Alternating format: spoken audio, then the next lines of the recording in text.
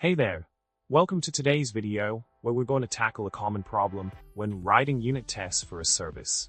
The issue we're facing involves simulating a more complex LINQ query that includes conditional logic and asynchronous methods such as first or default async. It's crucial to be able to test different scenarios effectively, which is where the challenge lies. But fear not, we'll walk through the solution step by step to ensure you have a clear understanding of how to handle this problem. Now, let's dive into the solution for the problem at hand. John Skeet suggests that using mock isn't the best approach for this type of testing. The key is to avoid interaction-based testing and opt for state-based tests or a fake object instead.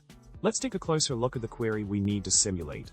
var result equals await underscore products, where x equals x dot category ID equals category ID, where x equals x dot stock 0 dot order by x equals x dot price dot first or default async. Keeping this in mind, let's move forward with our testing strategy to ensure robust and reliable results. Now let's continue exploring the solution by looking at another variation of the query we're testing. The code in question is var result equals await underscore products, where x equals x dot category ID equals category ID and in x dot stock 0 that order by x equals x dot price dot first or default async. It's essential to understand how subtle changes in our query can impact the testing process.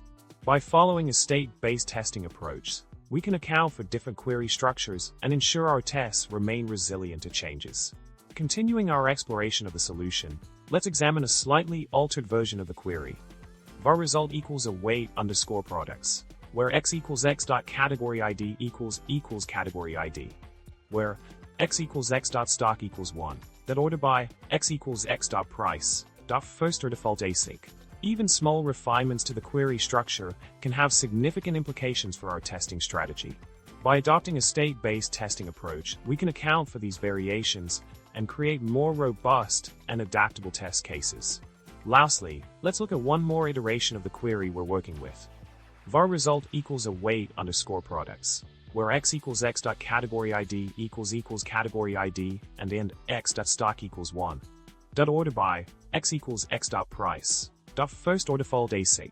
It's crucial to recognize the flexibility and complexity inherent in constructing LINQ queries, which underscores the importance of adopting a state-based testing approach for thorough and reliable testing.